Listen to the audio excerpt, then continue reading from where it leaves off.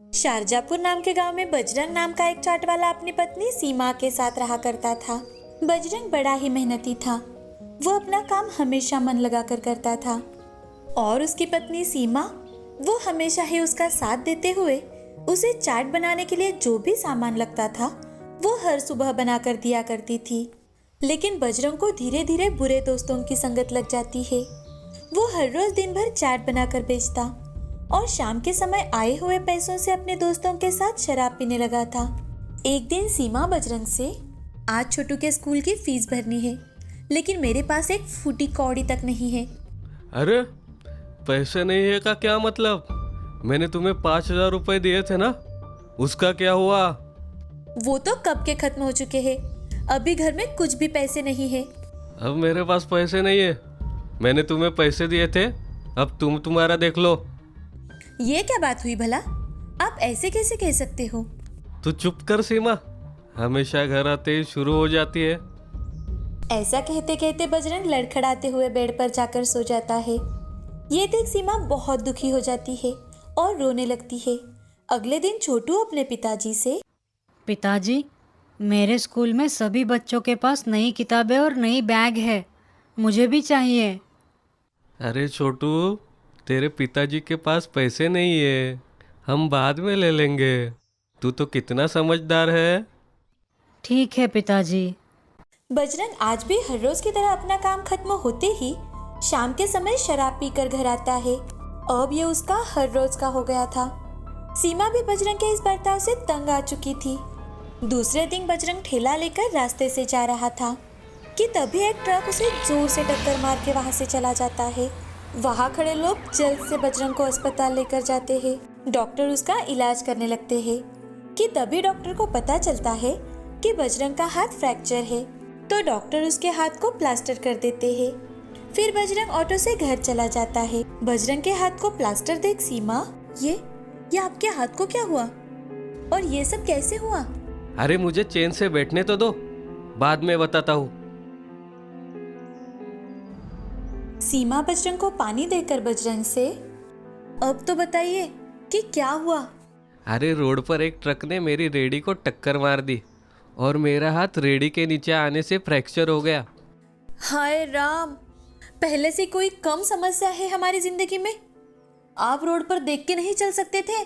अरे मैं रोड पर ठीक से चल रहा था, गलती उस ट्रक वाले की है। जाने दीजिए, जो हुआ सो हुआ। अब आप आराम कीजिए, मैं अभी आपके लिए खाना लेकर आती हूँ। सीमा बजरंग को खाना देकर दवाइयाँ दे देती है। दवाइयाँ खाकर बजरंग आराम करता है। अब ऐसे ही एक हफ्ता बीत जाता है। घर में बचा कुचा राशन भी खत्म होने आया था। तो ये देख सीमा बजरंग से, मैं सोच रही थी कि क्यों ना जब तक आप ठीक हो जाते हैं तब तक मैं ही रेडी संभाल लूँ। कब तक किसी से पैसे उधार लेकर घर चलाएंगे? सीमा, तुमसे नहीं हो पाएगा, वो औरतों का काम नहीं है, तुम रहने दो। एक बार प्रयास करके देखने में हर्ज ही क्या है?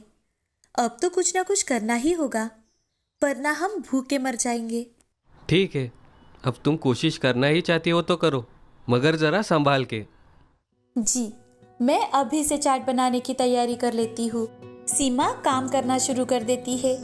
सारा सामान तैयार हो जाने के बाद सीमा रेडी लेकर बाजार के चौराहे पर चली जाती है और वहाँ रेडी लगाकर, चाट ले लो चाट, स्वादिष्ट स्वादिष्ट चाट। सीमा की आवाज सुन आने जाने वाले लोग उसकी ओर देखते तो थे, लेकिन वहाँ से चले जाते थे।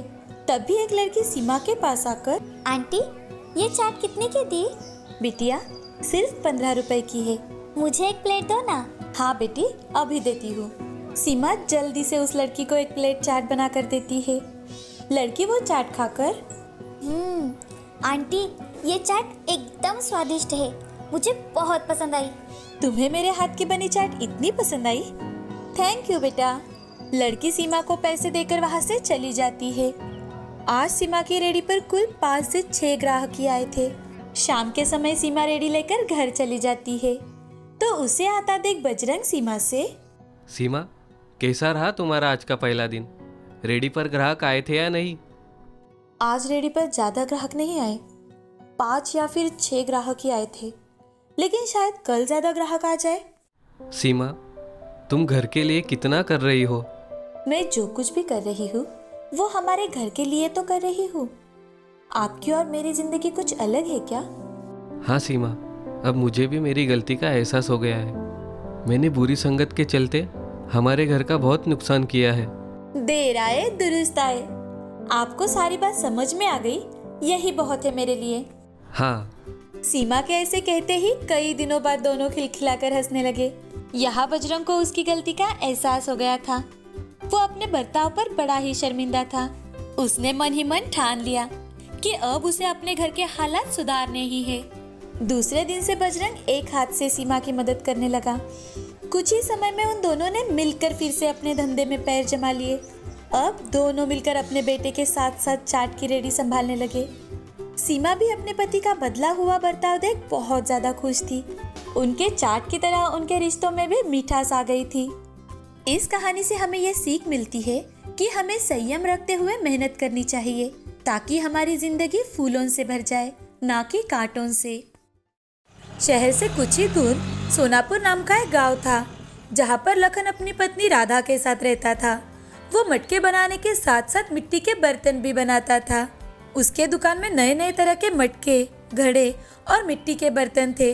वो इतने सुंदर मटके बनाता था कि अगर कोई भी उसकी दुकान में मिट्टी के बर्तन देखे तो खरीद ही लेता था। लक्ष्मण की पत्नी राधा उसको मिट्टी के बर्तन और मटके बनाने में मदद किया करती थी। दोनों मिलकर दुकान के पास में ही काम करते थे और उनकी दुकान रास्ते पर ही थी, जहां कोई भी शहर आने जाने वाले लोग मटके खरीद सके। एक दिन सुबह नीमा नाम की औरत लक्ष्मण के दुकान पर आती है और लक्ष्मण से, भाई साहब, आपके दुकान में तो बहुत ही सुंदर सुंदर मटके हैं। कितनी सुंदर डिजाइन है इस पर। मुझे एक बड़ा सा मटका दीजिएगा और जरा देख कर दीजिएगा, अच्छे से देना। बहन जी, क्या आपको ये मटका चलेगा? सबसे बड़ा वाला यही मटका है। हाँ, वाव, ये तो बहुत ही सुंदर है, लेकिन इसकी कीमत कितनी है? बहन जी, सिर्फ 400 रुपए। इतने कम दाम में आपको कहीं पर इतना बड़ा मटका नहीं मिलेगा। ठीक है, दे दो। नीमा वहाँ से मटका लेकर चली जाती है। उसे उस मटके की डिजाइन बहुत ज्यादा पसंद आती है। वो अपने दोस्त को भी लक्ष्मण की दुकान का एड्रेस देती है। अब धीरे धीरे लक्ष्मण की दुकान पर लोगों की भीड़ होने लगी थी। ये देखकर राधा बहुत ही खुश हो जाती है। दिन बीत रहे थे, गर्मी का मौसम आता है। अब सब लोग लक्ष्मण की दुकान पर मटके लेने के लिए भीड़ करते हैं। ये देखकर राधा के मन में लालच आ जाता है। वो दुकान से घर आकर लक्ष्मण से, अजी सुनते हो, हम दोनों इतनी मेहनत करते हैं, तब जाकर हमें 2 वक्त की रोटी नसीब होती है। अब तो हमारे दुकान पर अच्छी खासी भीड़ भी रहती है, लेकिन हमें कुछ भी ज़्यादा मुनाफा नहीं हो रहा। मुझे लगता है हमें मिट्टी में मिलावट करके मटके बनाने चाहिए। हमें अच्छे खासे पैसे भी मिल जाएंगे और हम कम दाम में भी बेच सकेंगे। नहीं नहीं राधा, हम ऐसा नहीं करेंगे। अगर हमने ऐसा किया तो लोग हमसे मटके खरीदना बंद कर देंगे। अरे अरे, क्यों नहीं खरीदेंगे?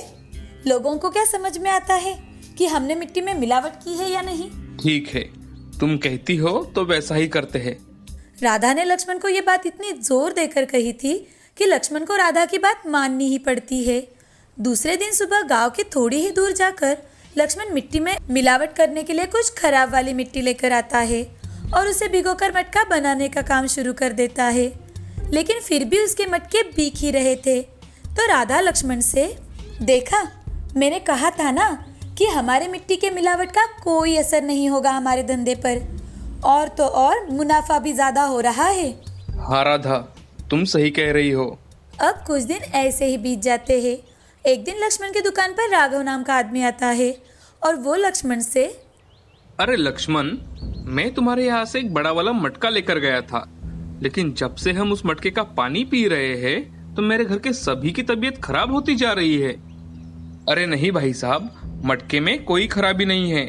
आपके घर पर जो पानी आता है उसमें कुछ आया होगा, या फिर आपके खाने में कुछ हुआ होगा, इसीलिए आपके घर वाले बीमार पड़ गए हैं।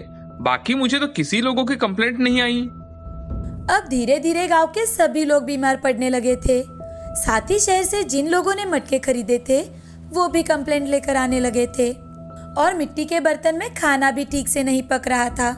साथ ही बर्तन जल्दी ही टूटने लगे थे। गांव में अब हर जगह यही बातें चल रही थी। तो गांव का एक आदमी दूसरे आदमी से, अरे भाई, हम तो बाहर का कुछ खाते भी नहीं हैं, फिर भी हमारी तबीयत बिगड़ने लगी है। मुझे लगता है लक्ष्मण के यहाँ से जो मटके लिए हैं, शायद उसी में ही कुछ मिलावट है, इसलिए गांव के सब लोग बीमार पड़ रहे हैं। हाँ, मुझे भी यही लगता है। अब गांव के सभी लोग मिलकर लक्ष्मण के दुकान पर जाते हैं और उसमें से एक लक्ष्मण को, अरे सुनो लक्ष्मण, गांव के सभी लोग तुम्हारी वजह से बीमार हो रहे हैं। जिसने जिसने तुम्हारी दुकान से मटके खरीदे हैं, उसी घर में लोग बीमार पड़ रहे हैं। हमें लगता है तुम्हारे मटके के वजह से ही हम बीमार पड़ रहे हैं। अरे नहीं भाई साहब, ऐसा कुछ भी नहीं है। देखो, तुम लोगों के सामने ही तो मटके बना रहा हूँ मैं। अरे देखो लक्ष्मण, तुम सीधे सीधे इस गांव से निकल जाओ, नहीं तो हम तुम्हें धक्के देकर इस गांव से बाहर निकाल देंगे।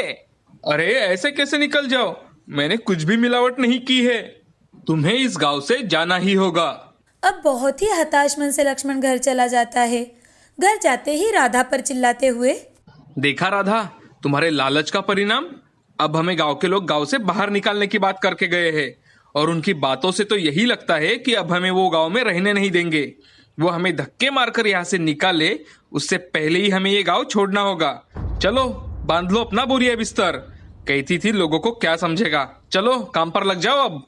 राधा को अपने खुद के विचारों पर घिन आती है और वो अपने पति के पैर पकड़कर, मुझे माफ कर दो, मेरी वजह से आज हमें बेइज्जत होकर गांव से बाहर जाना पड़ रहा है। आज के बाद मैं ऐसा कभी भी नहीं करूंगी। मुझे पैसों का लालच आ गया था, अब ऐसा कभी भी नहीं होगा। मुझे माफ कर दीजिए। अब दोनों सुबह जल्दी ही सोनापुर गांव से दूर चले जाते हैं और वहां जाकर बड़े ही ईमानदारी से मटका बनाने का धंधा फिर से शुरू करते हैं। अब लोगों की बातों ने उन्हें अच्छी तरह से समझा दिया था कि लालच करने से पैसे तो नहीं मिलते, हम खुद ही मिट्टी में मिल जाते हैं।